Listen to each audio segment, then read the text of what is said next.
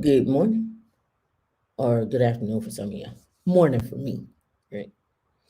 I hope you had a good week. Those that got in on the Q&A yesterday, thank you for stopping by. Those that have not watched the Q&A, um, you need to go watch it for the 300K to 500K members.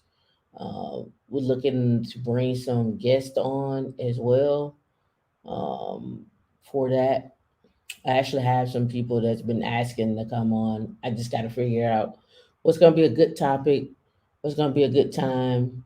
Um, it'll probably be more like an interview style and so forth. So we got to get that squared away, and I also have to figure out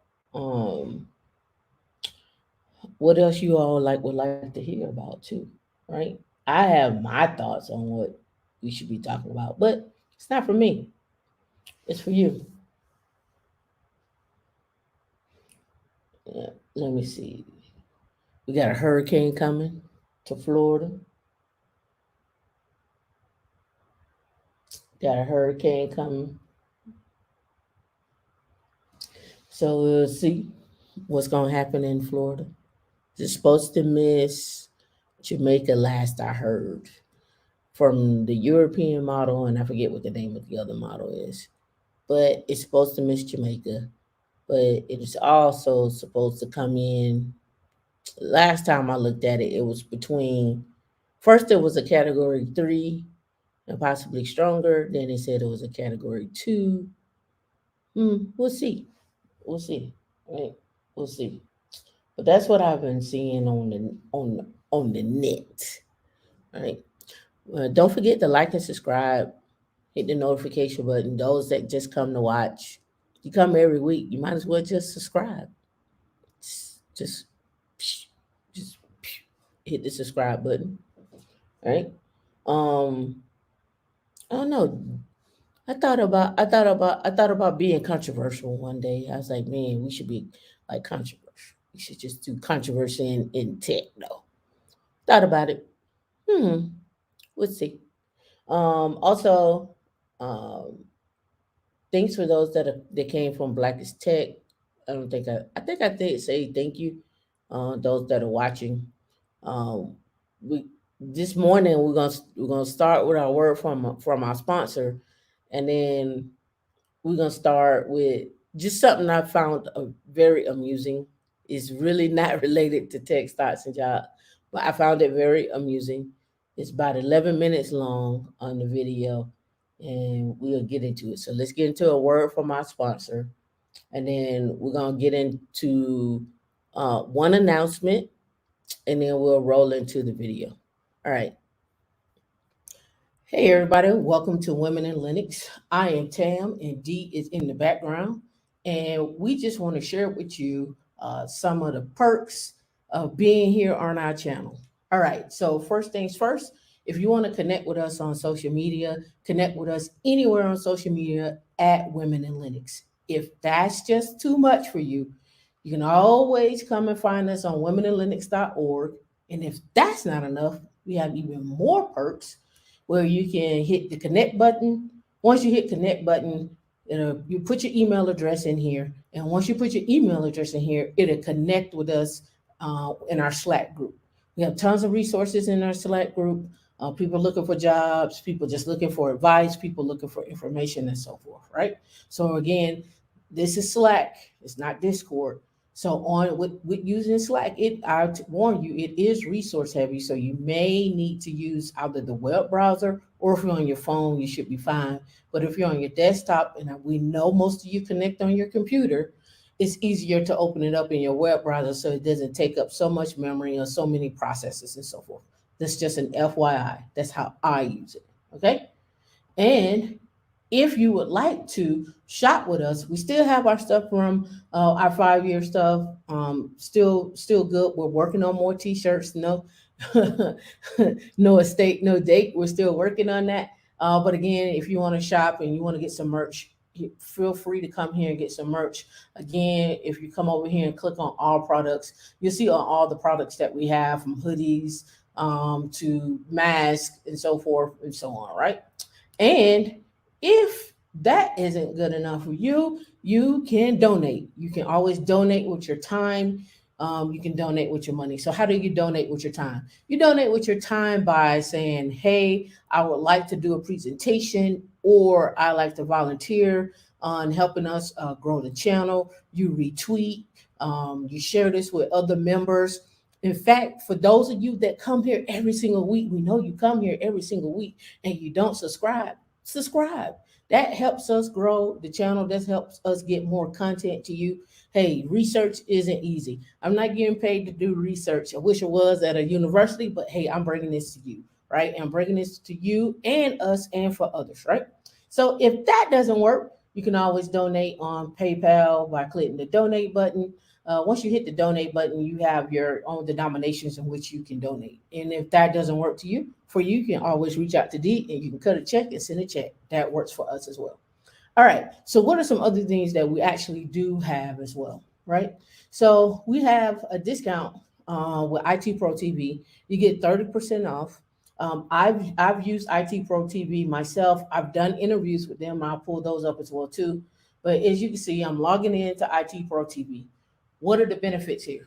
You need to learn how you learn. So, one of the things you can do in IT Pro TV, you can come over here, you can click on courses, and it gives you a list of courses that's separating them out by certification and also separate them out by learning paths. You're like, Tameika, what does that mean? My four basic principles or my four basic foundations of skill sets that you should have is Linux. You should also have an automation tool, whether it's Terraform or Ansible.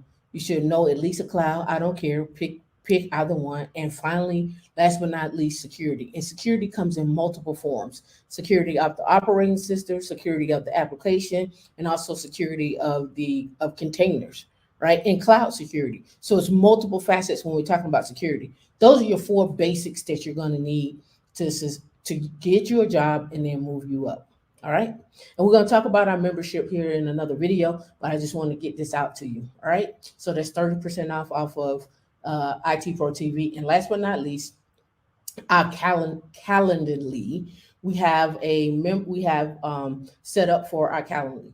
Let me pull that up. I think I have it saved in my browser here, so I can just go straight to it. If not, I'll get it from D here. Here we go, right here. All right. So with Calendly, we have one-on-one sections. That's where you get to talk to either me or D, and you can request either one. But where you get to talk to us in a one-on-one session, right? Interview prep. Some of you are getting ready for interviews, or you've never interviewed before. We want to prep you for an interview. Resume review. Let's go over what you have, or let's pull all your skills together. Let's get things formatted properly. Let's get everything going. And last but not least, career assessment. What is your journey? What could it look like? What could you be going through? What are your next steps? Some of you are transitioning, some of you are not, some of you are looking to transition, and some of you are just trying to figure out what is your next step. So, by saying all of this, we want you to enjoy your time here at Women in Linux. And also, as always, don't forget to like, subscribe, hit the share button, and last but not least, thank yourself that you actually did it. Well, welcome back. Word from our sponsor, we actually do have those shirts. Again, we got to switch that out. I also wanted to say thank you for all that have joined this morning. Melissa, Dante, Aaron, Go Journey, I see you. That's right, Melissa. You do need to get your homework done. Please get your homework done, because when I hit it this week, we're gonna be ready to rock.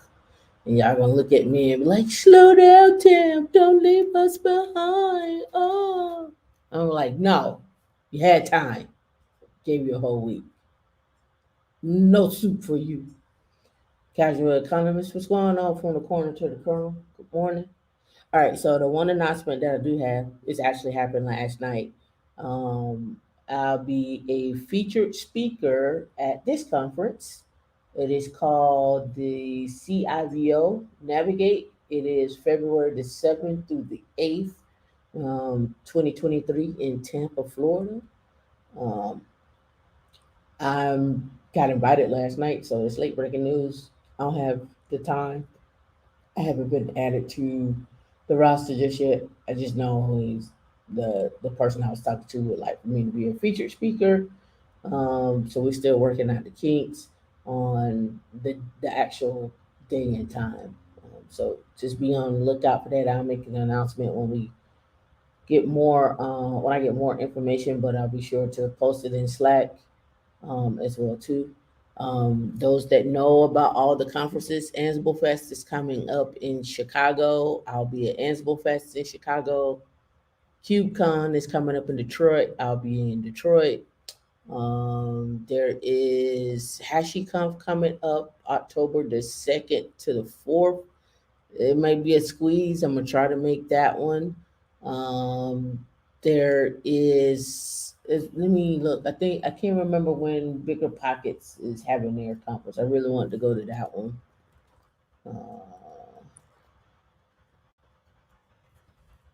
Bigger Pockets conference. Let's see. That is, I know it's in October. Oh, it's sold out. I should have got my ticket. It was October 2nd through the 4th. It was in San Diego. It's the same time as um, what you call it. So they're sold out. They may add some more tickets, but we'll see. We'll see. I was gonna get a VIP ticket, but I wasn't sure if I was gonna be able to make it on October the 2nd. But nevertheless, it is what it is. All right. So that's that. And this is the CIVO. So um I was watching some stuff yesterday on my TV, on my YouTube TV. But I was actually looking at something, and this really has nothing to do with tech, but it does. Okay, so how does it have to do anything with tech, and how does it have to do anything with whatever? So remember when I always talk about reading a resume and being able to break down information and so forth. Um, this is just a news reporter breaking down something. So I just thought it was interesting to take on it. I read the comments and stuff like that. Wasn't nothing too negative about the comments. But let's get into this breakdown real quick. I think you'll like it. This breakdown. Hold on, let me pull up my sound, make sure we're loud and clear, and let's get into the video.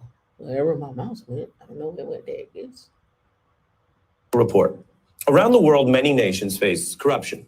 In the US, elites often tell themselves a story about America being exceptional or superior to other nations, when the facts show there is American corruption in voting rights, criminal justice, housing policy, a political system that faces legal corruption with some of the most expensive campaigns in the world, and many critiques of US foreign policy, which brings us to this 1996 exchange between Louis Farrakhan and CBS's Mike Wallace. You go to Nigeria, which is, if not the most corrupt nation in Africa, and it is, it could be the most corrupt nation in the world. 35 years old. That's what that nation is. Now, here's America, 226 years old. 30 years ago, black folk got the right to vote. You're not in any moral position to tell anybody how corrupt they are. You should be quiet. When you have spilled the blood of human beings, has Nigeria dropped an atomic bomb and killed people in Hiroshima and Nagasaki? Have they killed off millions of Native Americans? How dare you put yourself in that position as a moral judge? I think you should keep quiet. Can you think of one more corrupt? Yeah, I'm living in one. I'm living in one. I didn't mean to be so fiery. No, that's good. That's good. That's my passion.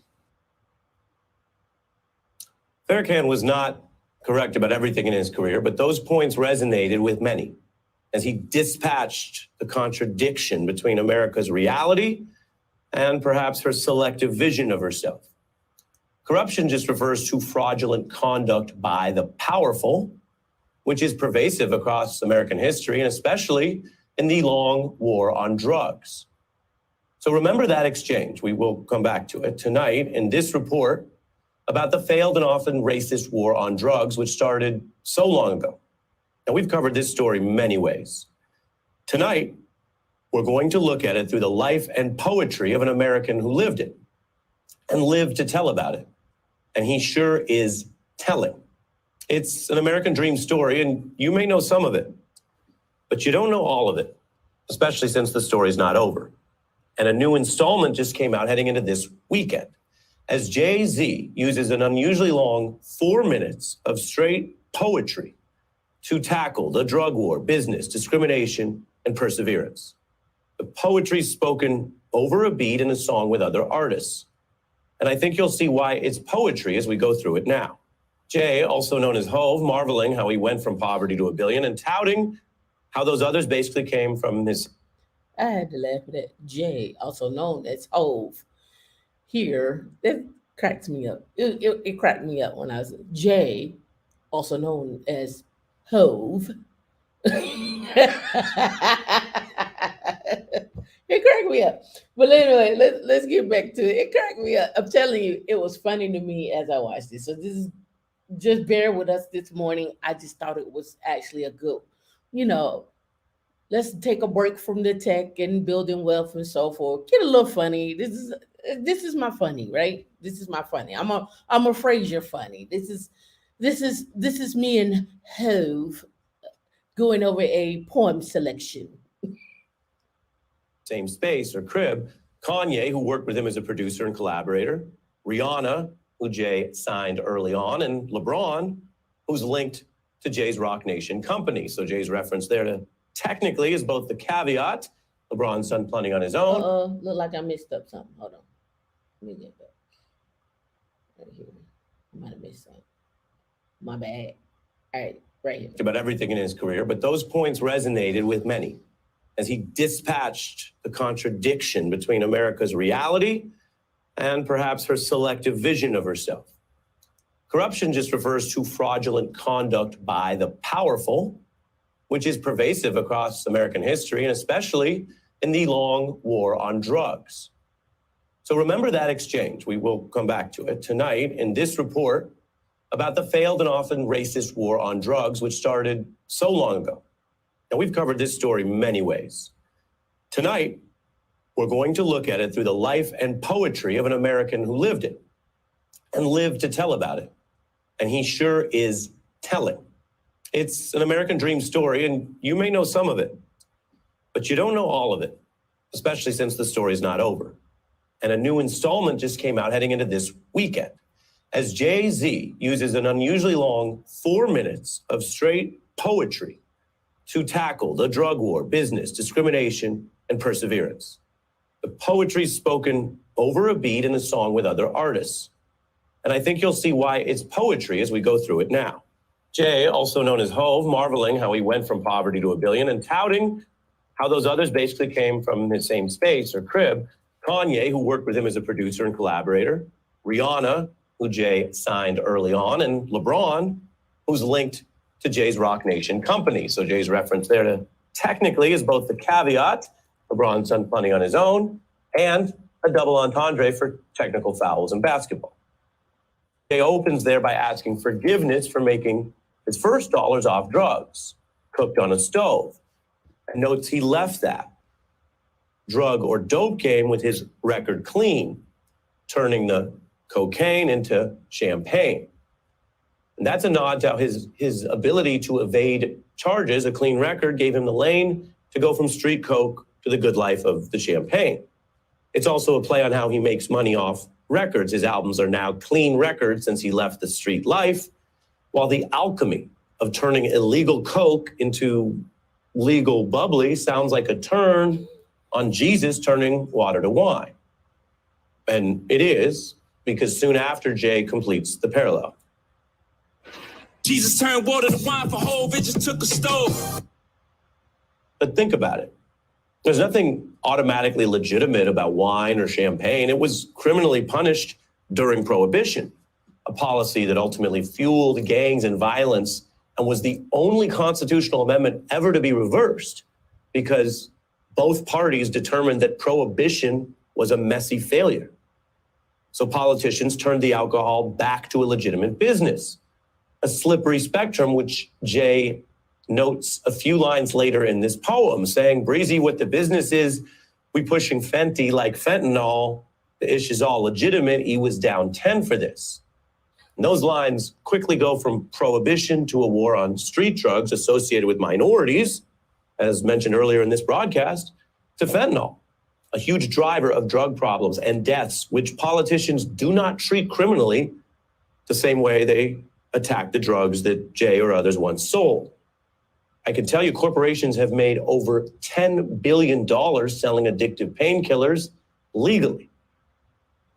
So that's a contrast. Jay also invokes the fellow billionaire Rihanna, citing her Fenty fashion line, noting everything they produce now that they deal, if you will, is legitimate.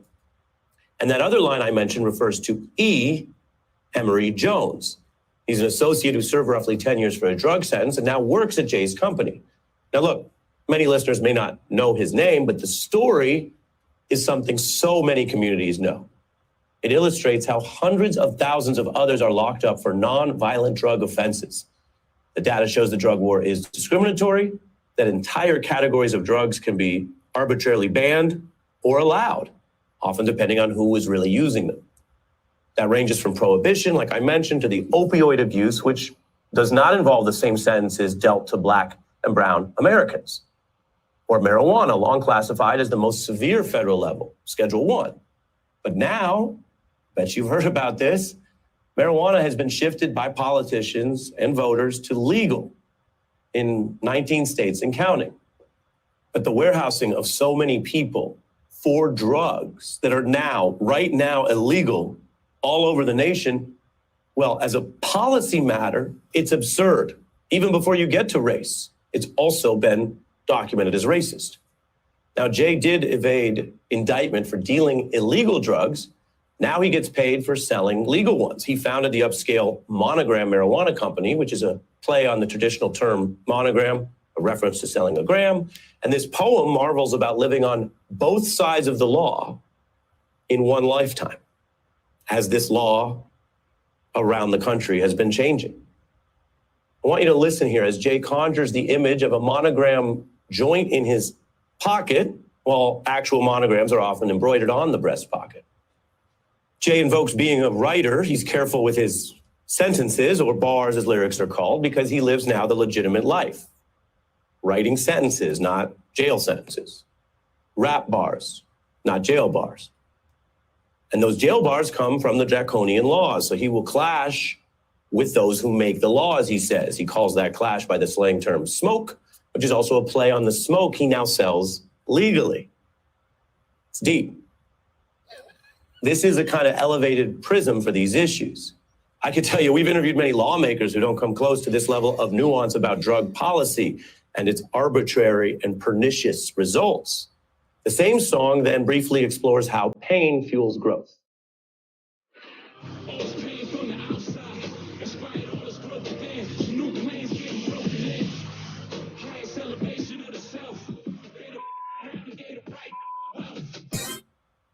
Now, those new planes could be just private jets.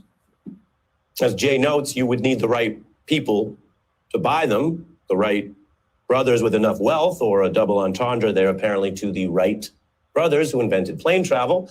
The same line cites another Jay business, the Paper Planes brand, which tees off a sort of childhood imagination when you fold a paper plane. Now, am I reaching? Well, art is always up for interpretation, but I can tell you Jay's longtime producer, Young Guru, decodes this part of the verse in a new video that was just posted online. You got to realize that everything being said here is a fact. Right. It's not aspirational no more. New planes getting broken in.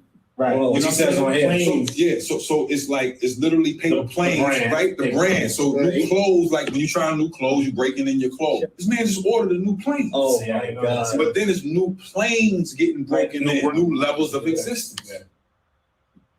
All right, so if you're counting, that's airplanes, the planes company, paper planes, and planes of existence. Quadruple entendre.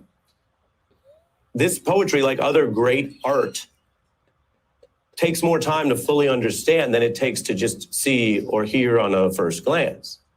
And that is why many people say Jay remains the greatest of all time, known by the acronym GOAT. And by the end of this dense poetic verse, which just dropped on Friday, Jay admonishes his would-be judges or competitors as donkeys, a play on goat, but then makes a reference that takes us all the way back to where we began. Next time we have a discussion, who the goat, you donkeys know this. Forgive me, that's my passion talking. Sometimes I feel like Farrakhan talking to Mike Wallace. I think y'all should keep quiet. That's his passion talking. Jay invoking that classic moment we showed you to offset his own grandiose talk, asking forgiveness for being so strident, even as he meant every word. But notice what else he's doing. Ending this poem just as he began it when he asked forgiveness for dealing drugs in his youth. And notice what else he's doing. The Farrakhan parallel can apply just to proclaiming himself the greatest. That would be like, I think, a literal reading. Or maybe it could apply all the way back to this entire poem about America's drug war and Jay's own path. Think about it.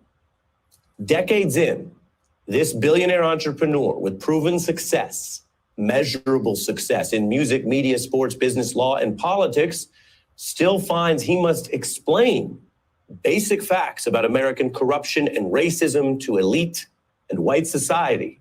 And many leaders and people still don't see it or refuse to face it.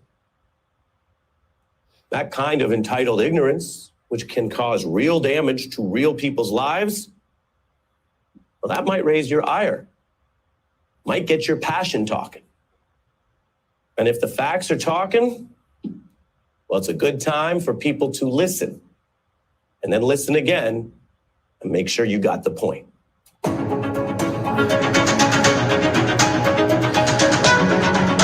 Tameika word for the morning. It's my word for the morning.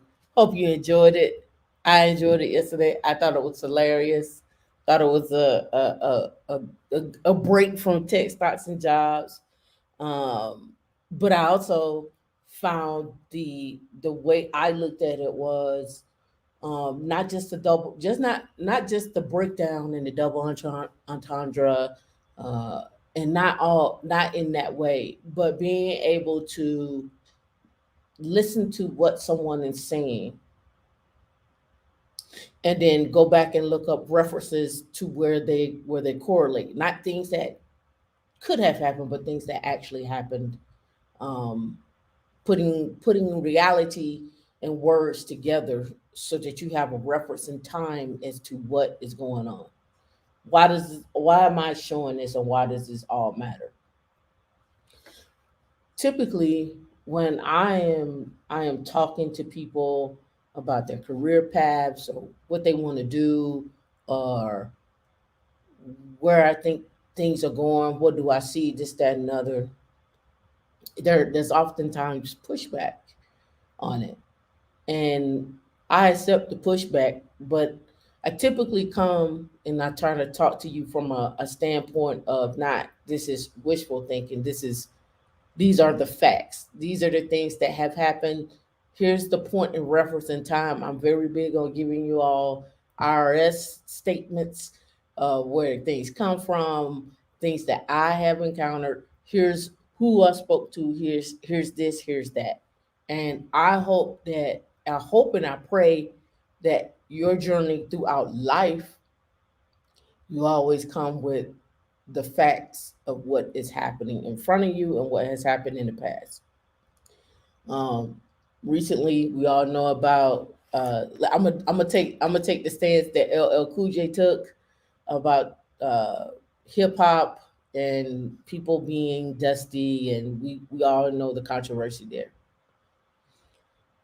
But what doesn't change about what either one of them have said, whether LL Cool J said something, whether the DJ said something, whoever responded to it, it doesn't. Here's what doesn't change. What doesn't change is the fact that history was made. There's no disputing that, right? You can't change what's already been made. And you also cannot dispute in no shape or form the legs, and I don't want to say hip hop because I'm a little older than some of our viewers. For us, it was rap. It was no delineation between hip hop and rap. It was just rap. So I'm gonna go with what it was called first, and then we'll move into that. But you can't deny what rap, hip hop, the legs that it has taken on. And when I say the legs that it has taken on, we're talking about advertising. We even talk about, you can even look at rap and tech, where that meets, where rap and tech meets, from Spotify deals, from deals with uh, rappers starting their VC funds, from even Serena starting her venture fund. And I think we owe it to ourselves to understand the intersectionality of what tech really is. And that's why I come, when I speak to you, I speak to you from a perspective of not just a one track focus perspective, but understand where tech touches everything. And i.e., out of all of that, behind all of that is where Linux is the foundation of the tech that people use to create these things. And so it touches those things too. Tech, you got Linux in movies, you have Linux in social media, you have Linux in music, you have Linux in hip hop, we have Linux in rap, we have Linux in country music as a foundational thing, right? But if we step back and really look at it, because I had some time to think about it, it is not just where tech touches everything, it's where Linux touches everything, where Linux meets hip hop, where you couldn't turn on, in the 80s, you couldn't turn on the TV and see hip hop commercials from anybody. But then McDonald's and Coca-Cola and even not so much as Wendy's, but McDonald's and Coca-Cola and Pepsi really, really drove home what does it mean to have a rap verse in a commercial? What does it mean to have hip hop in a commercial? To the point where you started seeing black people in commercials. It wasn't famous to have a black person. So when you saw a black person in a commercial, you're like, oh, there's a black person in a commercial. Wow. Oh yeah. And oh, now they're rapping, right? Now there is this thing called hip hop, right? And and then you start seeing hip hop in commercials, in advertisements. I was just looking the other day. There's a congressman running in Utah. I'll bring her up. But there's I think she's running for Congress, and she's rapping, and she's got to be at least 65, 70. So when you think about, not necessarily, I don't want to say the influence, but it is the influence.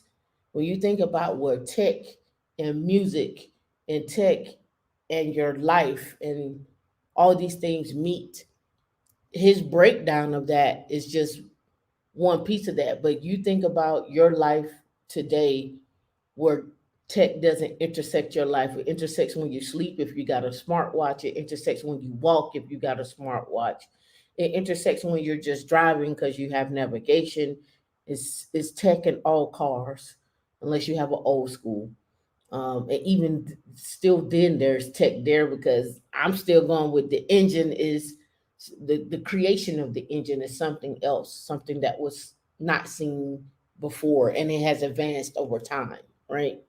um, when we start talking about just the idea of you getting up every day, the amount of data that hits you in the morning from your phone going off, from something going off, from an alert from your calendar, from you getting up, from you walking, by the time you get to work, what data, where has tech invaded in your life, unless you toss your phone out the window and you don't drive, right?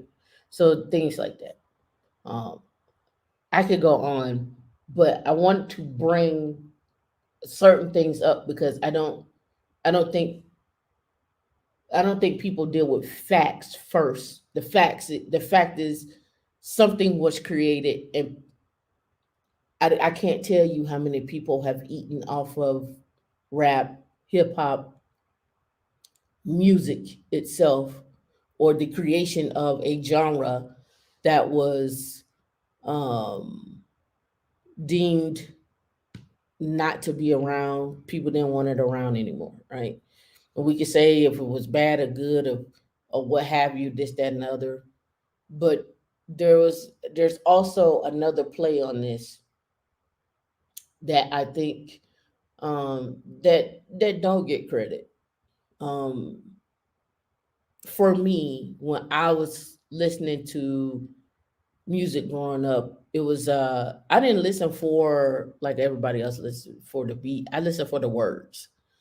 If you ever caught the bus or you ever rode the train or something like that, you got your headphones on, you're in another zone. You couldn't wait for a CD to drop. My mom, it would be a record, but you couldn't wait for a CD to drop from Turtles to Peppermint to Wax and Facts in Atlanta and Little 5 Points.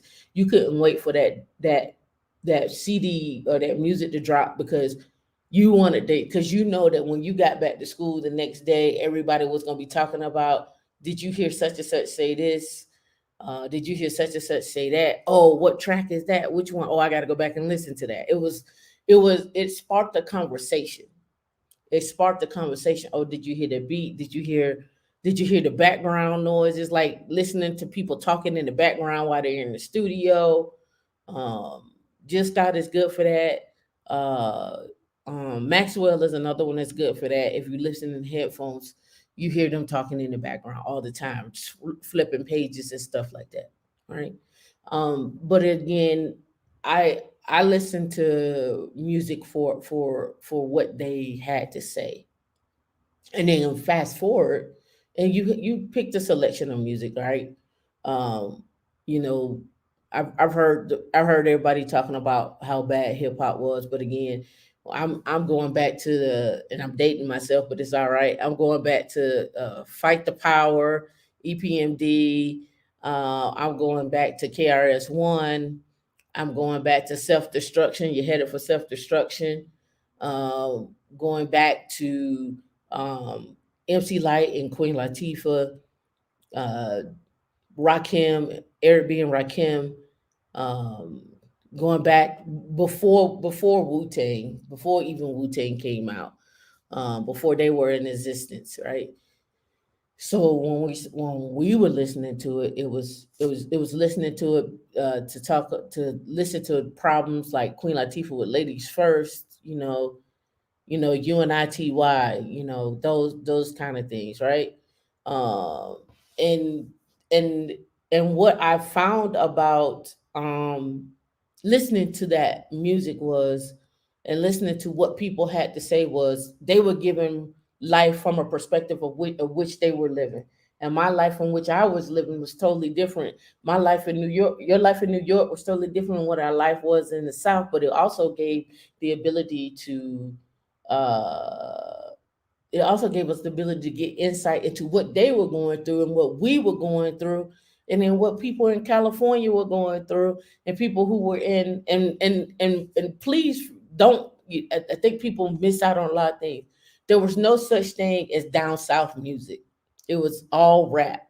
There was no such thing as music from California, and really, people who were from California who were rappers imitated people who were from New York. So your Far Side was imitating them. Your what is his name?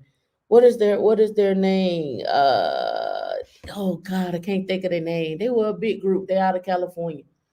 Oh my God, I can't remember their name. Oh gosh, it's three of them.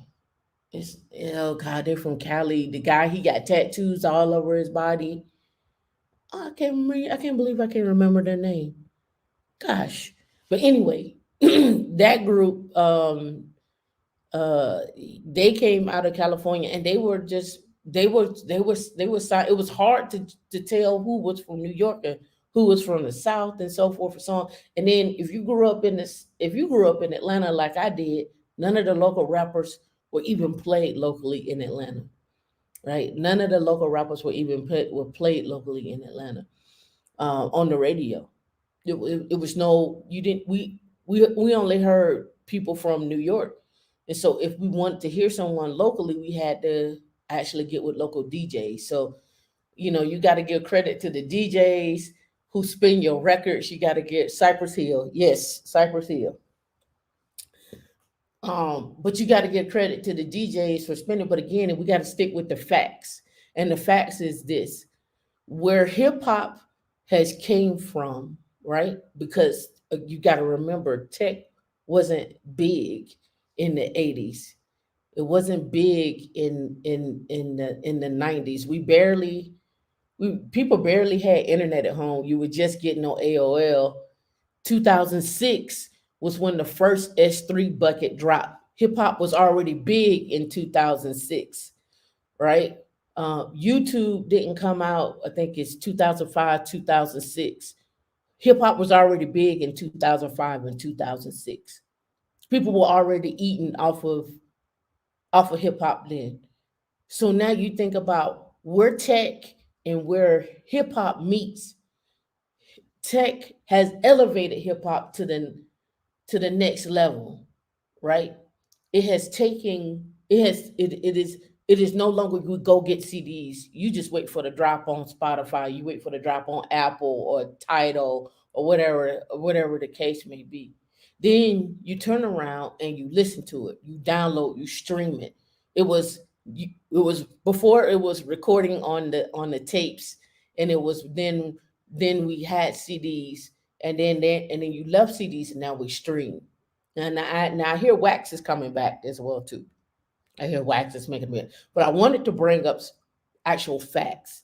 Is the fact that hip hop has been out earning up until a certain point tech, and now tech is out earning hip hop, but you can't have you can't have music without tech and tech without music, if that makes sense to you.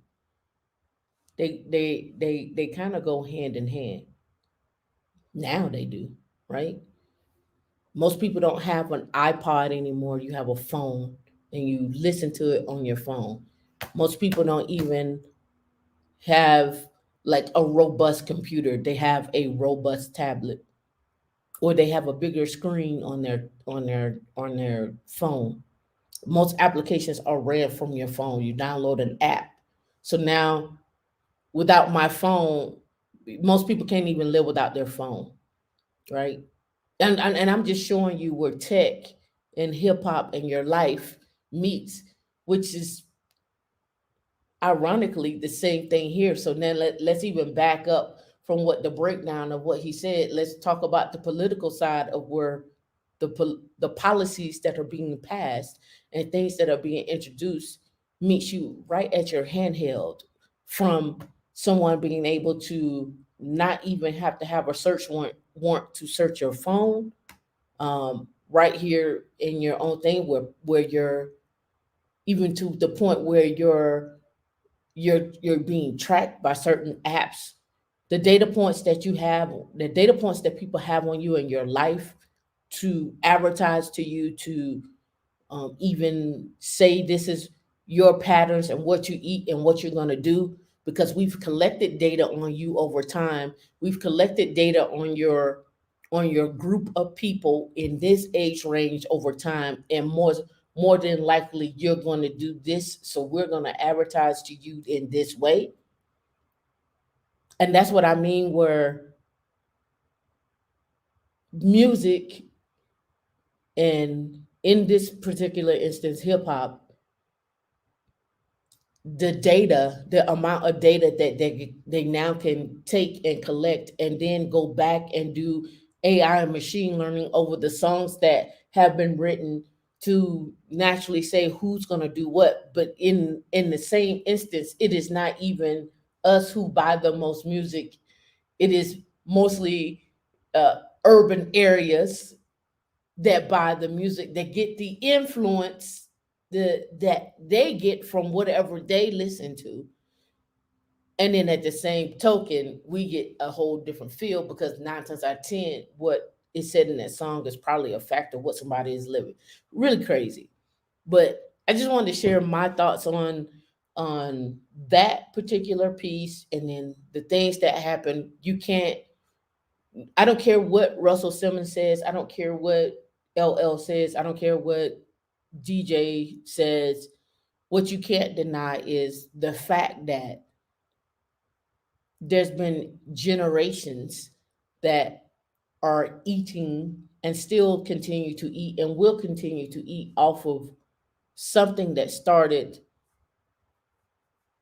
in New York. I give them that, but has, as Common said, has grown over time. I used to love her, right?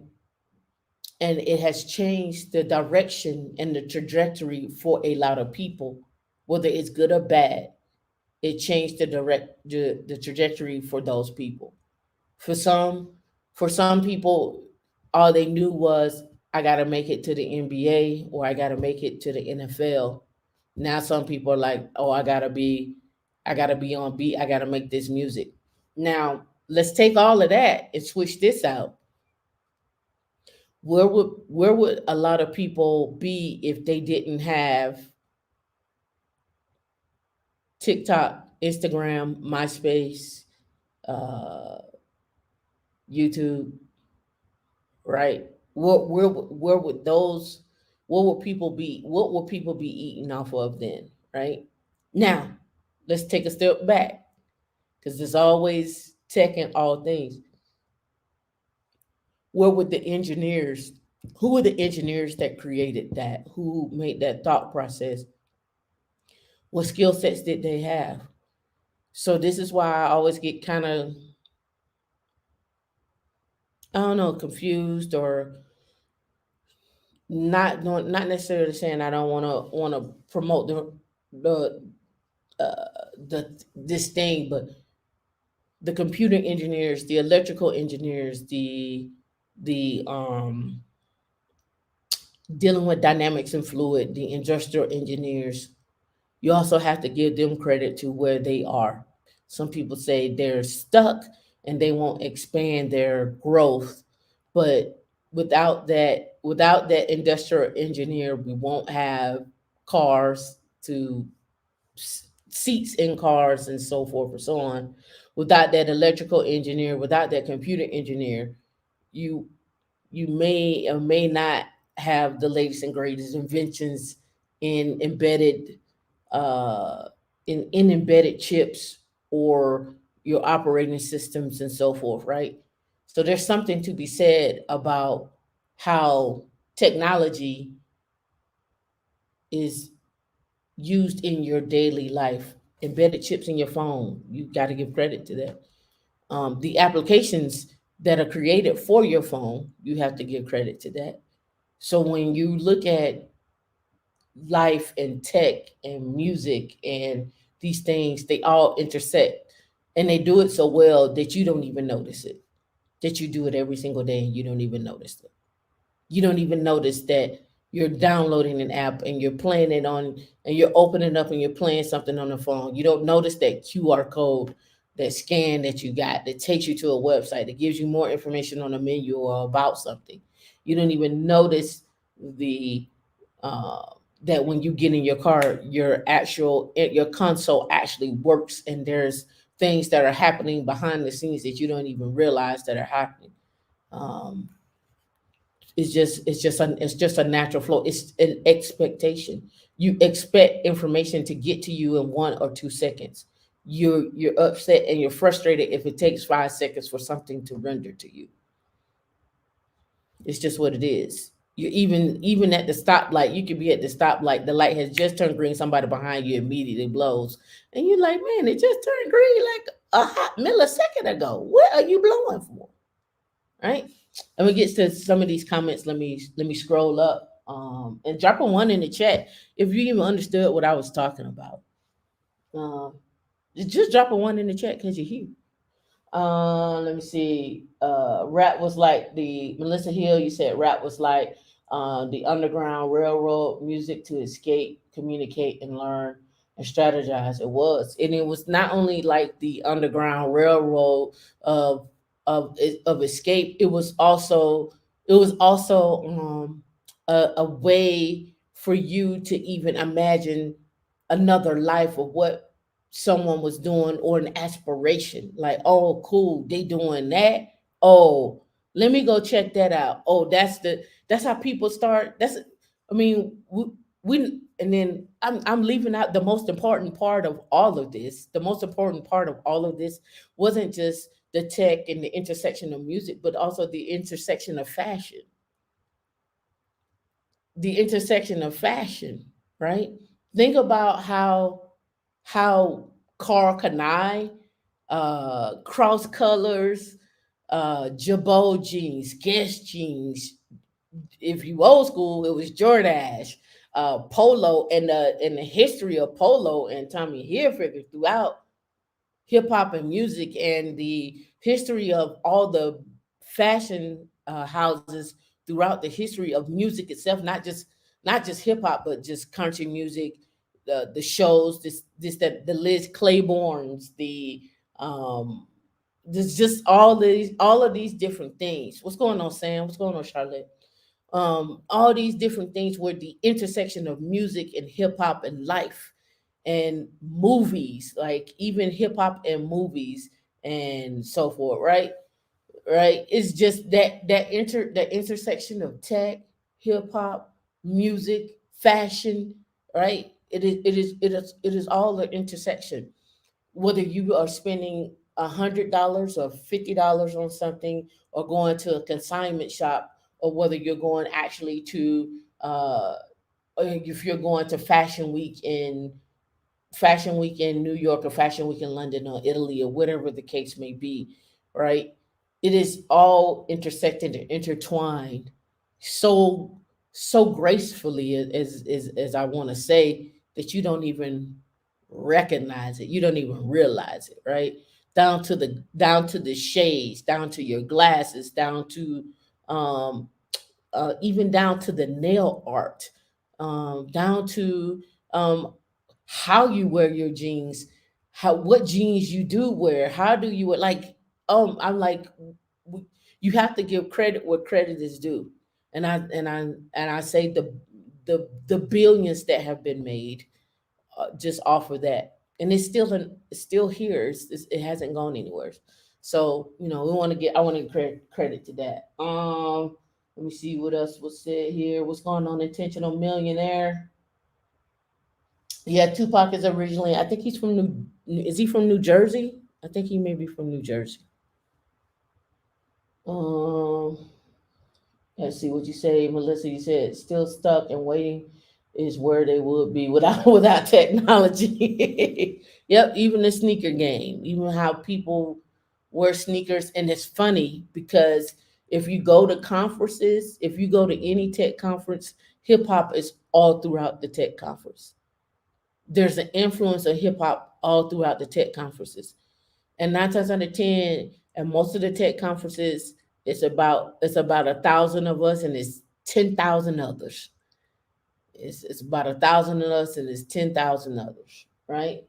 Um, yep, the days of dial up. See, Melissa, we were the designers and the seamstress in slavery. Vision and design came from the heart. Yep, the rise of Yeezy due to the due, t- due is due to tech, big data, and marketing due to social media. Yep, right. So reeling it all back in, why did I mention this, and why did I bring this up today?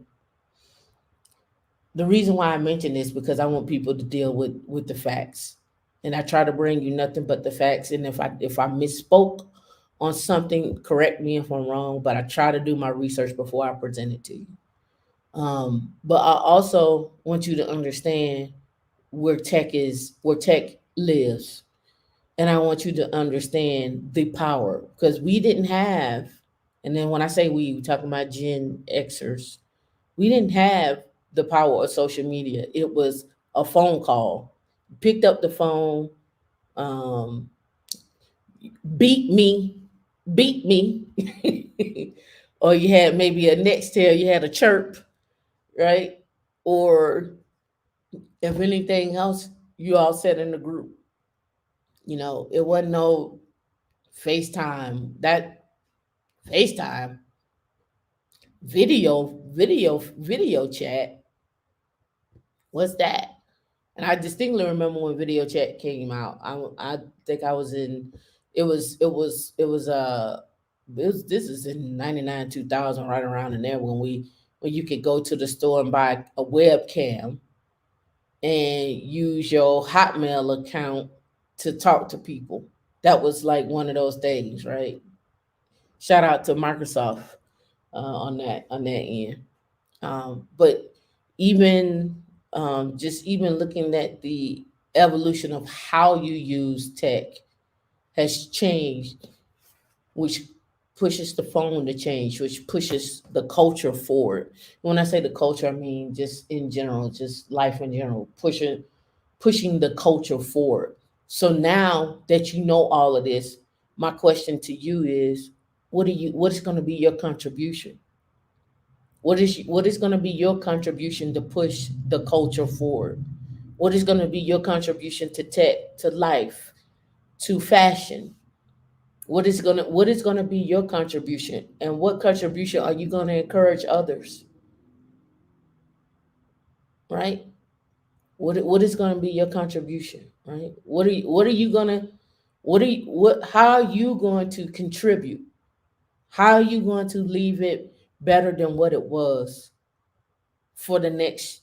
I don't even say for the next generation. I just say for the person that's sitting beside you right now, or the person that you love. What when you walk away, what would they say about you? What would they say about you? What would they say your contribution was? What would they say your best attribute was? What would they say your strongest thing was? What would they say? And so when you go and you start applying for these jobs, and you start applying for something that you hope increases your financial and your well-being in life, what is that going to be? What are you doing it for? What do you get up every day for? What do you get up every day to see? What are you trying to do? What are you trying to initiate? What do you want that to look like? Deal only in facts. Everything else is just unnecessary. Deal only in the facts. When you look at yourself in the morning, are you okay with that? Like, are you okay with yourself in the morning? If you're not, what are you gonna do to change it? What are you gonna do to strive to make that different? That's it. That was my contribution to you today. My contribution to you today was think outside of the box. Use tech as a way to think outside of the box. Use music to think outside of the box. How are you going to change? What are you going to do? It touches every single thing. It touches every single thing. What's going on? Melanated minimalist. Yeah, you have to think outside the box. And I thought that poem, the breakdown of, and he called it a poem. We call them rap lyrics, poem, art. Was thinking outside of the box. It was a breakdown of that. And I try to break down to you where Linux touches your life, where tech touches your life, where your investments touch your life, right? Your investment into Procter and Gamble, Clorox, your everyday usage, these the aristocrats and the kings. What do they touch? They've been around 25 and 50 years. Look, go back and do a history and a trace on where they touch your life. Where does Pepsi and Coca-Cola come into your life, right? And and back in the day, we used to wear Coca-Cola shirts. Coca-Cola was fashion. It used to be Pepsi shirts. It used to be Coca-Cola shirts. We all know Michael Jackson got burned filming a Pepsi commercial, right? His hair caught on fire, right? Where does where do these things meet at for you? Where does tech, fashion, music meet for you right now? Where do you want to play at in tech? When I say that, like, do you want to be in a fashion era of tech? Do you want to be music? What does that look like for you? Let me see if they still got the old Coca-Cola.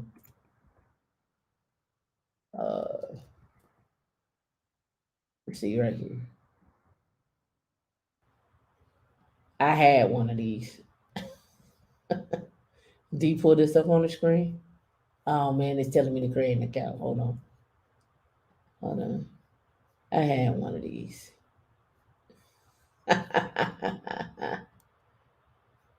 Used to rock these back in the day. Vintage. It's now vintage.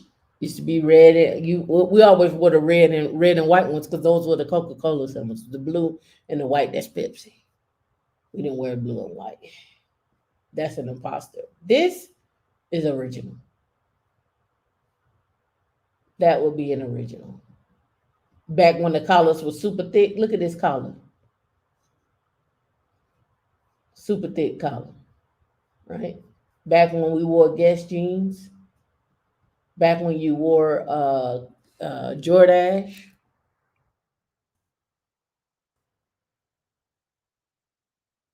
We didn't wear these. I don't know what this is.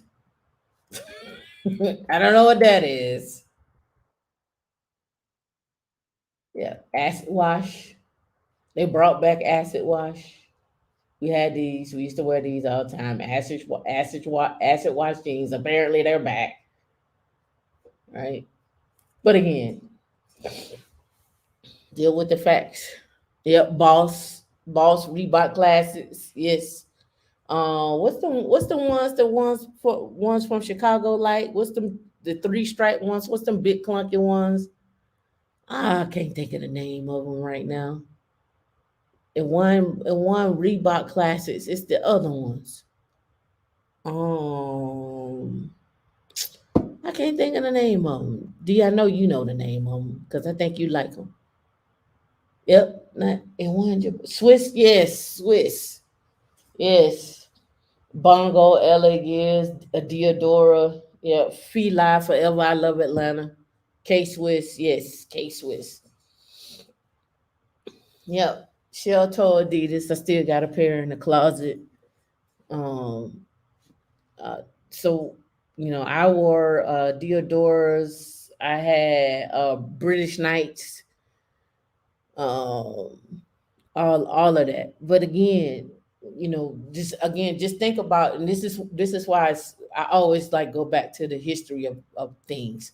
Think about where the S3 bucket was and Amazon was in 2005 and 2006. And then you think about where hip hop had already started and where it was at by the time we hit 2005 and 2006. Yep, members only jacket. Those still around. Yep, lugs. Wet Seal. Dion, I did not go to Wet Seal. I do not know about Wet Seal. I went to the Gap. I went to the Gap. But again, when you think about, okay, well, what happened in 2005, 2006, and with tech? When did tech really start to influence hip hop or rap? However you want to slice that, right? Because we had different genres of rap or hip hop. Because now we have neo soul, and then we got rhythm and blues, and then you got there is another genre off of neo soul and rhythm and blues. There's another genre. I forget what that genre is considered. right? But again, you start looking at what that looks like and where tech meets that, right? Where tech is also in music. If we really want to be real about it, the original auto tuners was Roger and Zap, right? If we really want to be real about it, computer love, right? Right? When we want to start talking about people creating websites on MySpace, right? People creating websites, right? You go to somebody's website, you be like, man, why this font so big, or you got these lips on here or something, whatever it is, but whatever, like, you know, if we really want to be truthful about the introduction to tech into music, the just I mean, if we really want to be aware, the piano itself or the Casio, if you want to look at it, was something different. Yep, yep. You produce music using technology, correct? The studio, the art of putting the sounds together, the tracks, the whole nine, all of that. So that was my thoughts. I hope you enjoyed uh, my mad rant. One really mad rant, but you get it. You get it. All right, so let me get my next hour of topics that I have. And I hope you enjoyed that. Give you something to think about. Where are we at in life? How has tech changed your life? How will tech continue to change your life? Speaking of life changing, they finally made their claim. They finally made their claim to claim the $1.34 billion budget. Don't forget to hit the like button. If you like what you're hearing, don't forget to hit the like button. Yep, it's a parallel connection. And so for me, when um the DJ stated that they were dusty, I had to think about, well, I understand what he's saying. He's saying they don't have any money. But then this goes back into another thing that was said that was done with what Jay had said, what Hove had said, was what he did was he broke it down. But let's really be real.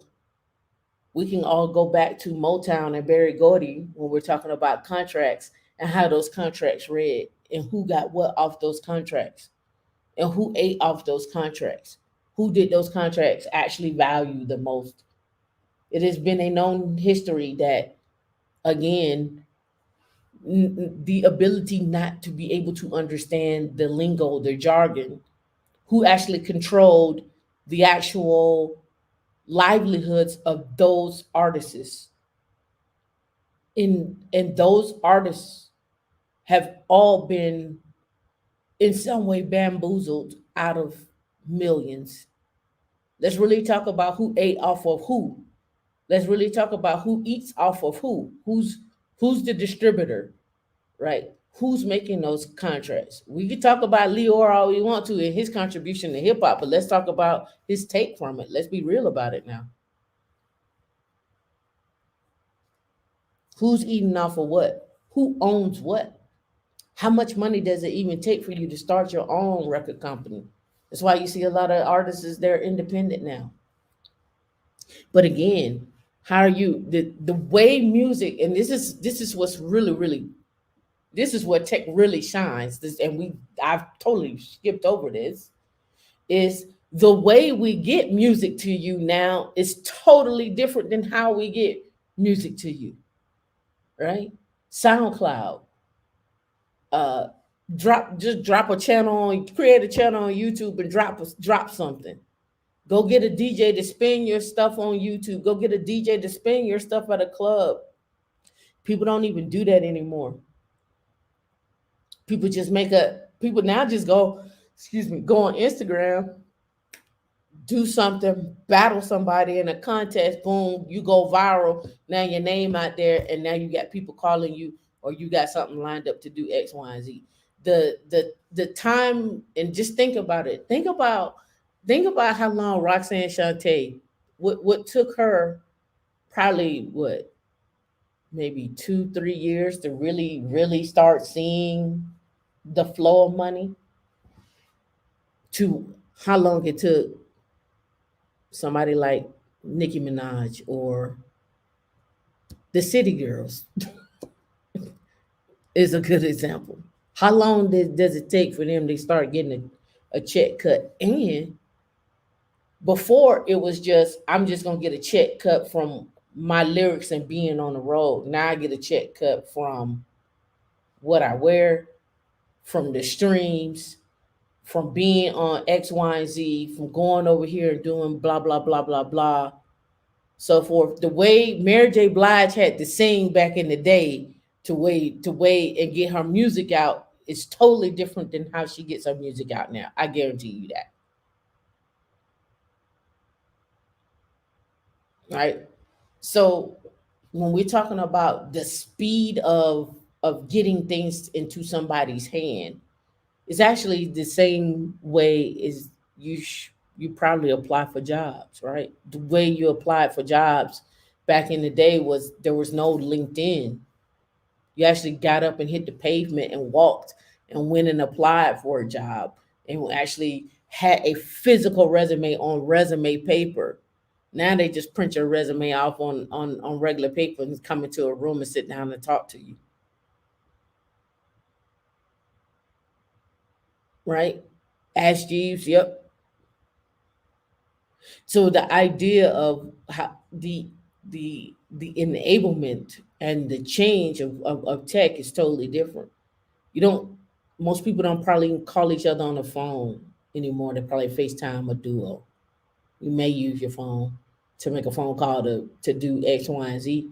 But in all actuality, you could probably live with just having a tablet to do everything. I mentioned this yesterday in the Q&A, but in reality, you could get a laptop in the cloud. You could literally have your laptop or your desktop in the cloud, and all you have is just your tablet and a keyboard to access it in the cloud, save it, do whatever you want to, shut it down, and keep pushing. You could literally do that. You could literally not even have a laptop.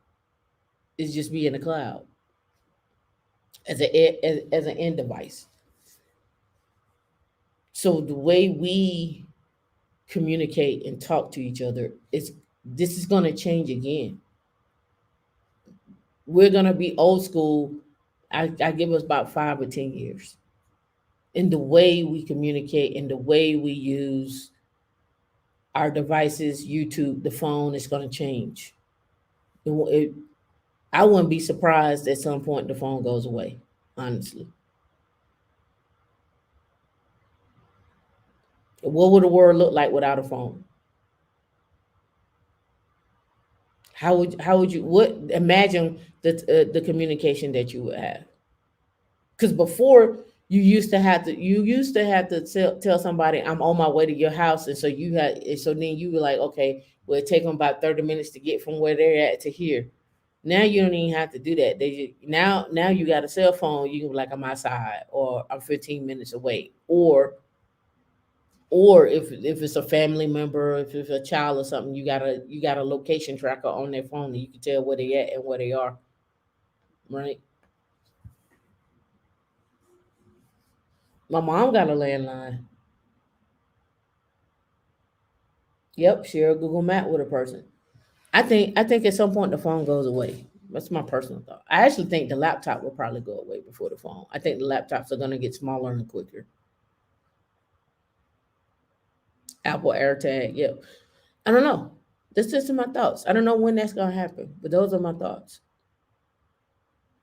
All right, so 2.2 claim 1.34 billion mega lottery prize. They are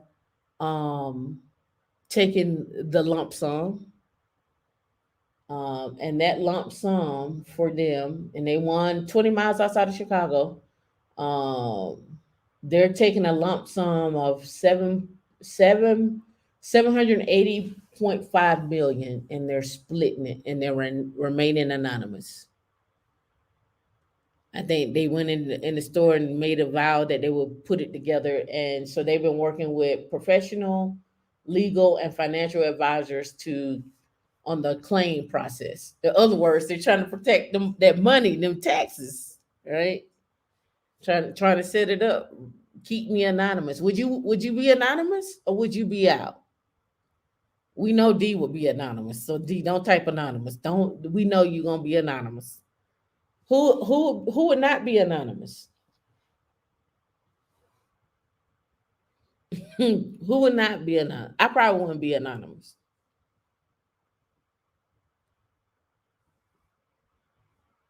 I probably wouldn't be anonymous. I'll probably give it all the way to charity that I created in my name. I'll probably give it all the way to charity that I created in my name. I see these anonymous coming through. Y'all ain't gonna come out. Share my world. Don't you leave. That's right. You can't be anonymous in California. I don't think you could be anonymous in Georgia either. I don't think so. Lottery states where, let's see, anonymous. Yes. Let's see.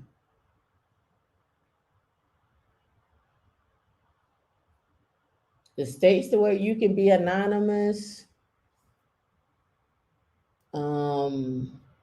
Here they go. So you can be anonymous in Illinois, Kansas, Minnesota, North Dakota, Ohio, and South Dakota. And it says lottery winners can also remain anonymous in Delaware, Maryland, Texas, and South Carolina. So you can't be anonymous in Florida.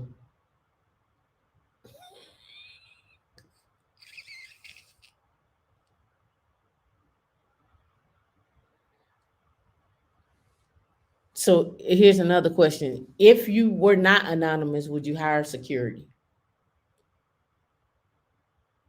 And my last question. This is a controversial topic. I'm going to be messy T today, right now. If you were single, man or woman, don't matter, would you get married? Would you get married?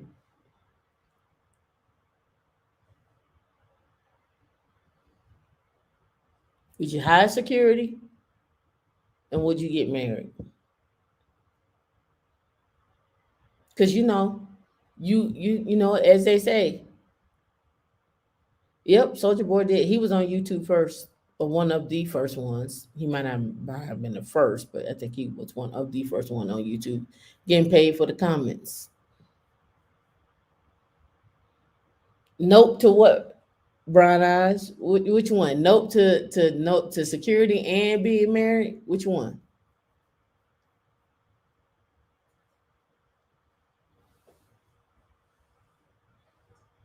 I guess my third question is: would you tell anybody? If you're anonymous, would you tell anybody? Would you continue to go to work? I said I would still go to work. But I'm going to buy what I want. Nope, did not get married. Oprah and Stedman. I'm going to buy what I want, though. I have no lies. Listen, I don't care what nobody say.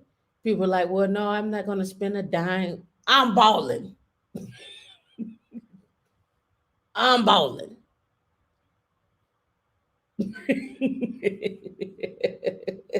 Go to work for what? I'm going to work because it's in me. It's in me. It's in me. Now I'm gonna work on some things. I'm probably gonna start some companies. I'm gonna go to work. I probably go to work for probably about 5 more years.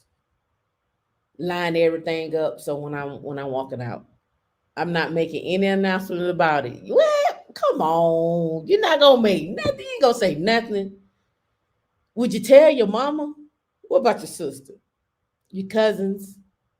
You gonna set people up? You say you will get married, but you would have my nuptial on lock, and you would still work. See, yeah, I would still work. It's in me. Stacy G, what you say? You balling? I'm balling. I'm balling. I'm balling. Let me put on my glasses so I can be balling right now. I'm balling. I'm balling. Going out. I'm getting everything. Y'all, you gonna be like, oh, I can't stand her. Here she come. Oh, I can't stand her. I just play. She ain't have to go get them shades. She didn't have to go get them boots and shades to match in the jacket. I'm gonna be just like y'all gonna be like, here come Mary J. Here come the fake Mary J. Blige. Here come fake Blige up in here. The fake Mary.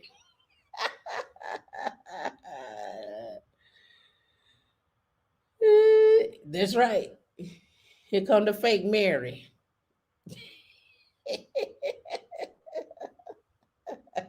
What I'm doing?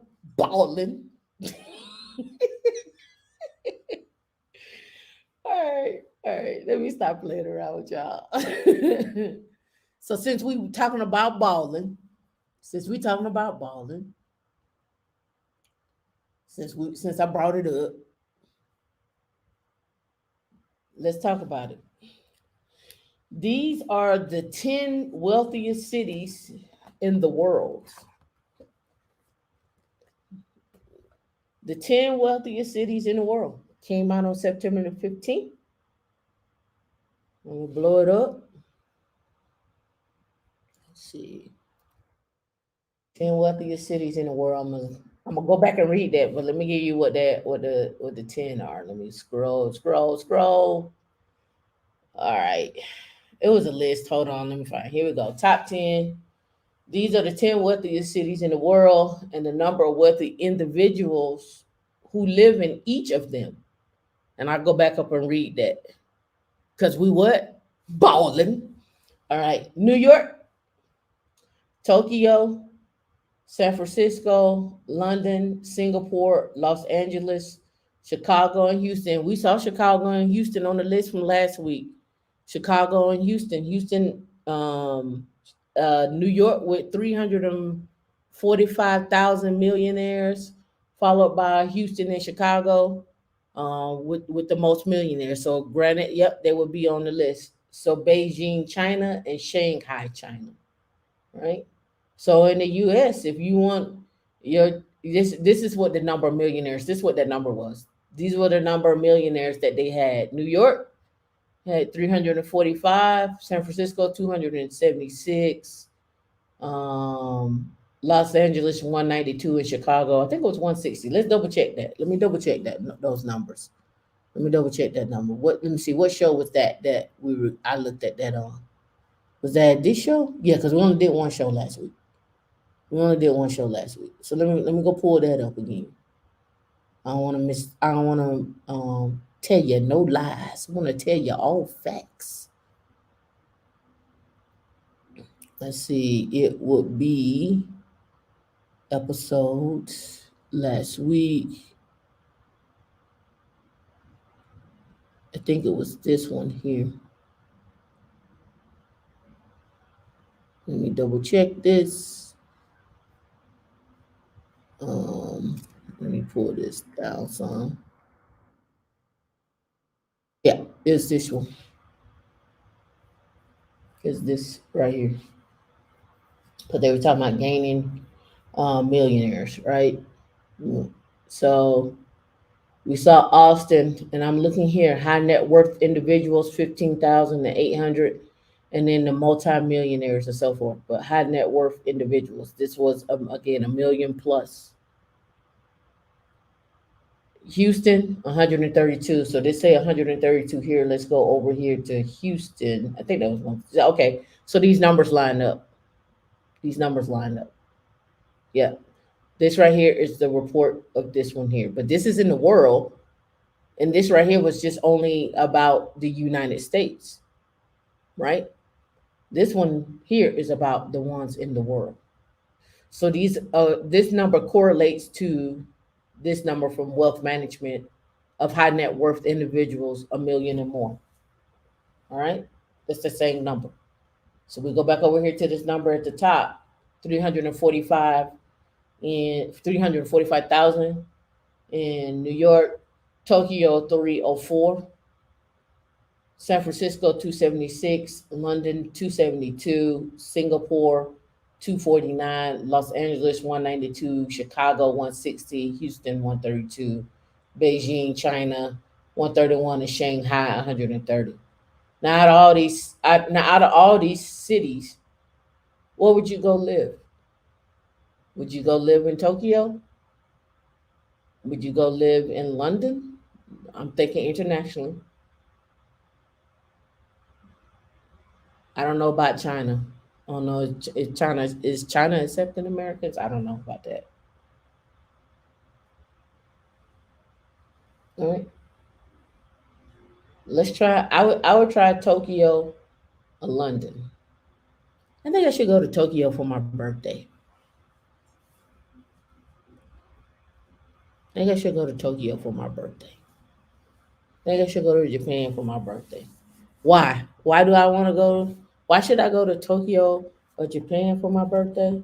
I mean, Tokyo, Japan for my birthday? Because I want to do what? Balling. I want to be balling. That's what I want to do. Balling, balling, balling. That's what I want to do. It cracked me up.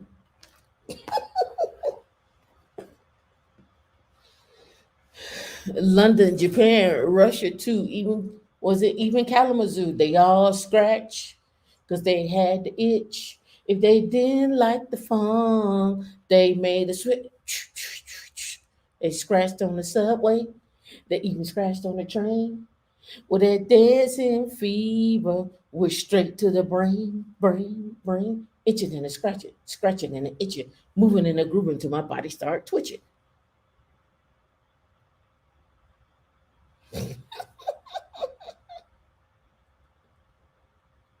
So Los Angeles, you would go to London. You balling on a budget? There's no budgets. We don't have a budget. We 500 million strong. Ain't no budget. Ain't no budget. You gotta. You gonna spend. Let's just go ahead and say you gonna spend 2 million. You just gonna spend 2 million. Part of that might be a house. Part of that may be a war tour. Part of that may be some clothes, giving some away, paying off some bills. Let's just go on and chalk that up. You might not even have $1 million in debt or nothing like that, but you just might want to just be like, you know what? I see you over there struggling. I see you.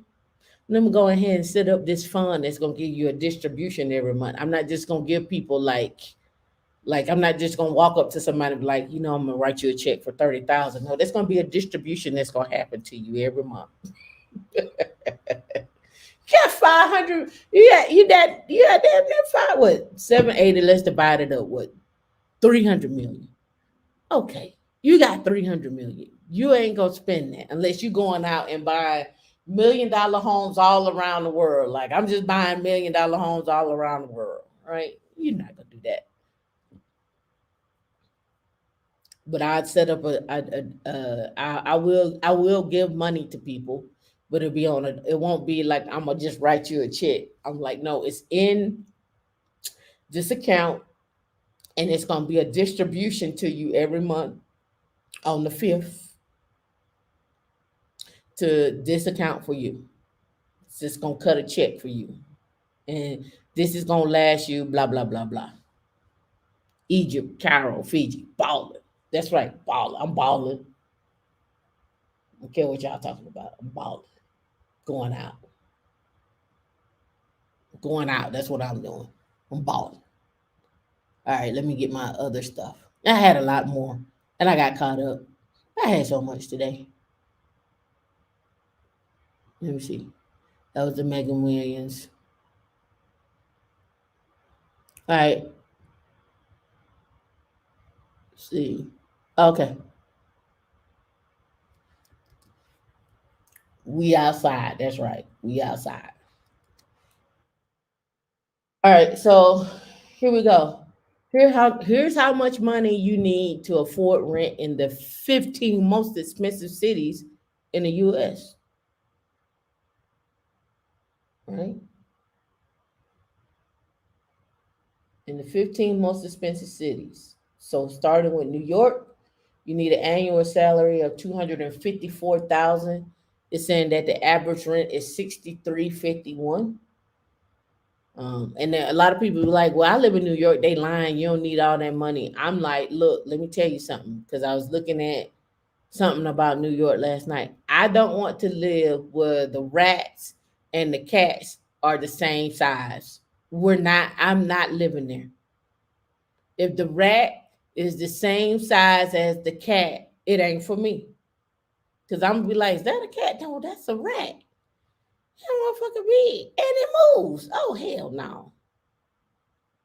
And I was listening to them talk last night. They was like, if you don't have a cat in your house, you go nine times out of have 10 have mice and roaches. Why do I need to have a cat to prevent mice and roaches? Please help me understand. I don't think I need a cat to prevent mice and roaches. What in the world they do that at? What you living like, Sway? Where y'all need that? That don't make no sense. So I need a cat to get. I'm scared of the cat. If he around here eating rats and roaches and they come over and lick me, oh, I'll fall out. I'll fall out. If the cat licked me from eating rats and roaches, I'm falling out. I'm telling you. I'm telling you now. They're gonna be like, she gotta go to jail. She ain't have to shoot the cat up like that. Pop, pop, pop, pop, pop, pop.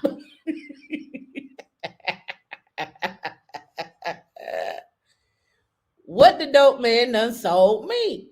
No. So you need 188K for Boston, Massachusetts, 177K for Oakland. Now they say San Francisco, you only need 173. It says San Francisco, you only need 173K. I don't know. That sounds like false advertisement to me. Los Angeles, 158K. San Diego, 156. Seattle, 144 or 145. San Jose, 147. Santa Ana, 119. Chicago, 117. DC, 113. Lies, fairy tales, and fallacies. If your average rent is 2,800, lies, fairy tales, and fallacies. Denver, 2,700 for 110, 105 for Sacramento. Portland, 101, and Miami, 100. Now, I've looked at places in Miami. 100. There gotta be rats and cockroaches. Denver, the average cost of an apartment is probably around about 22 to 3,000, depending on where you pick. DC, I don't know where they're at in DC with 113, but you're not balling. Not at 2,800 for your rent. Not at 2,800 for your rent. Let me do. I like to do my math.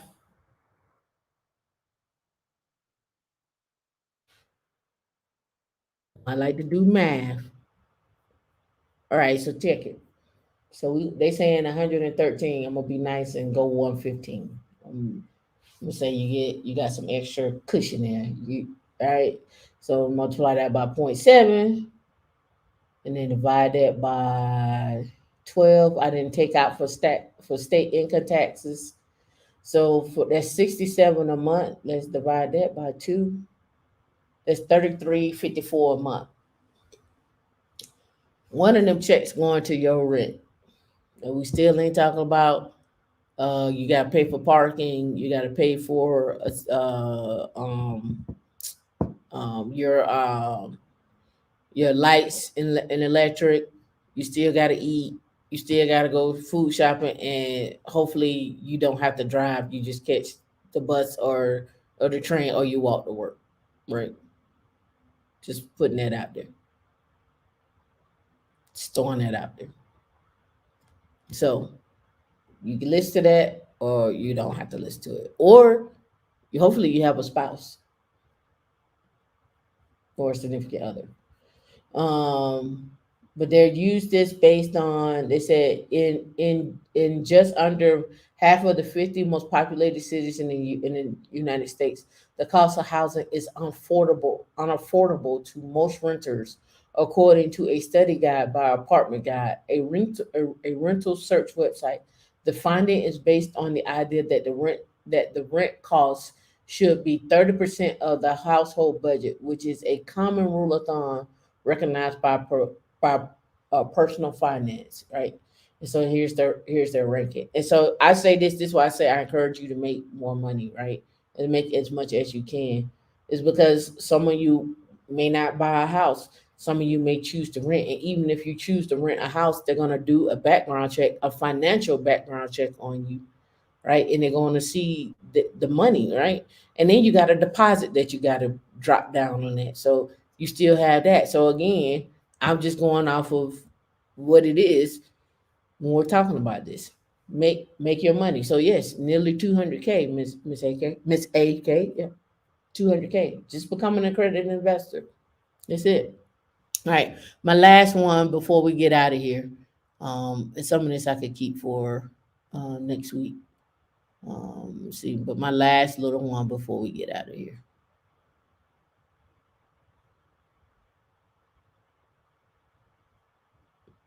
My last one. He was balling. Check it. 23-year-old, a 23-year-old crypto king has his luxury car seized after 35 million of investor money vanishes. 23. Yeah, let me blow this up. He had 5 luxury cars, including 2 BMWs, 2 McLarens, and a Lamborghini, have been seized from 23-year-old Aiden, Pletchersky, the self-described crypto king of Canada, during bankruptcy proceedings, according to the new report from CBC. But those cars are the only worth a fraction of the 35 million that Pletchersky allegedly took from investors who thought he made them rich in the cryptocurrency market. It's not clear whether they would ever see their money again. His company, AP Private Equity Limited, are facing at least 2 civil lawsuits after 140 people have come forward to say they invested in a combined 35 million. Those people believe they were invested in cryptocurrency. Pletchersky online presence, including photos of the 23-year-old on a jet and next to luxury cars, helped create the image that he knew what he was doing. He created an image that he knew that what he was doing. He had again where tech meets criminality. He had a YouTube channel and an Instagram account, and they have been deleted. But it appears he purchased articles on Forbes. He created himself a top level domain for Monaco and far right news outlet, the Daily Caller, to get his name associated with success in cryptocurrency. 35 million. Where tech meets art and criminality. I'm giving you 2 sides. I'm giving you what tech and history and music and fashion meets, but there's also another world out there where tech meets The scammers. He's 23. Took 35 million. They ain't gonna never see that money. They ain't gonna never see that money. Somebody eating good. And how long? Again, I don't know how long. What the charges are? Does he go for 5 years? Do they track him? Do they give him a job? Just like the guy I had reported about who was a criminal, and they gave him a job working with the FBI and so forth. Right? Does he get a job? Right?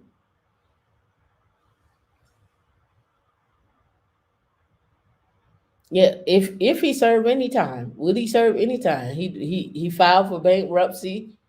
I don't know. This is what we did. Does he do any time? I don't know. Let's go look him up. Let's see.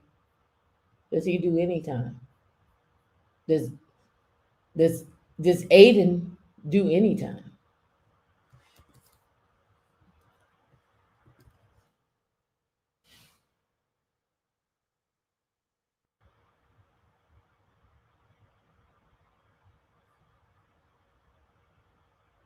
Let's see.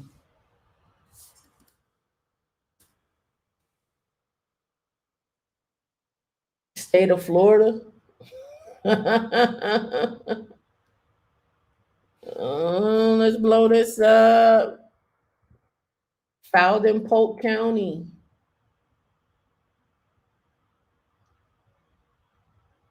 Bartow Branch located in Polk County. The judge overseeing this case.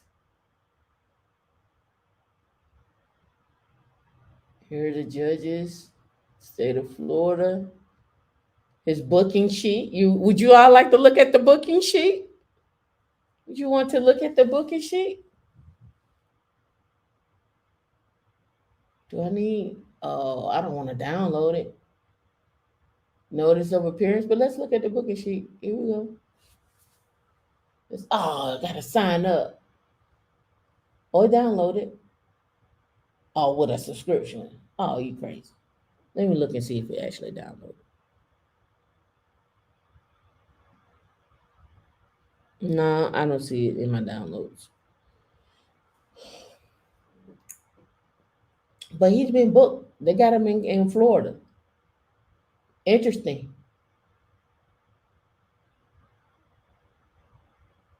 Let me see what they got on Reddit.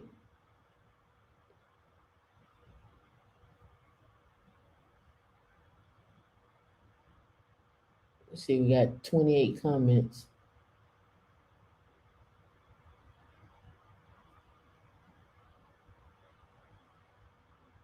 See, so somebody said, I used to work for a landscaping company that Aiden reached out to for a project. I never met him in person because I wasn't client facing, but I'd be up to date with all the proceedings because his budget was pretty high. I immediately knew he was a scam. He used a property manager to do all the correspondence, but she wasn't attached to the company and wrote in an unprofessional way. So we get together a proposal for nearly 4 million where he wants a huge pool house, a party pad, a giant dock with jet skis, a putting green, and tons of flagstones. They liked it, but we asked that we get the project to be under 2 million. Back to the drawing board, and he likes the second proposal. They, him, his girlfriend, and the property manager sign on and put down 7,500 deposit to get scheduled in for the following summer of 2022. Suddenly, his property manager isn't answering the phone and is no longer in the picture. A responds, but very infrequently. Through all of this, I'm telling the company to tread carefully. He signed on the 2 million project with no hesitation, no question asked. His sentence structure was poor and clearly unprofessional. Also, the one Zoom meeting, he and his girlfriend and some random dude were just in a dimly lit car and showed up late and barely said anything except, "That's sweet. I love that." But they believed he was the real deal and they were going to make bank. They were blinded by the dollar signs. When I left the cut, Aiden wasn't responding at all, so it eventually fell through. I imagine it was frustrating how easily they believed that 22-year-old had so much money. I told them the lifestyle he was portraying would mean he would have over 20 million. How could he make so much money so fast? I did a little research, and the address he was written, although he claimed it was his house, was registered on Google as ABC Maintenance. The other dozens of locations around GTA registered as ABC Maintenance. Most of the time, they were random tags on buildings that weren't even businesses. He also seemed to be down in Florida an awful lot, which is why Florida is going to get. He got filed in Florida, so I'm gonna have to keep up with this one. This is a juicy one. Tomorrow, I'm gonna do some research on this. This is gonna be juicy. Again, Crypto King down in Florida, probably in Miami. What was he doing? Balling. He was balling. He was balling. He was balling on a money. Look at all the gifts from his girlfriend. Oh, they done took it down. They took it down. They took it down. Let me tell you, as Dion say, the internet sleuths, they gonna find out all about this. They gonna find out all about it, right? They gonna find all about him. All right, that's all we got for right now. I know these it's time. We're gonna hit y'all up in about 20 minutes, 30 minutes. I got more information. I got more stuff. Be ready for the second show. Second show is gonna be like that. I see y'all in about 30 minutes. And don't forget, tech meets everything.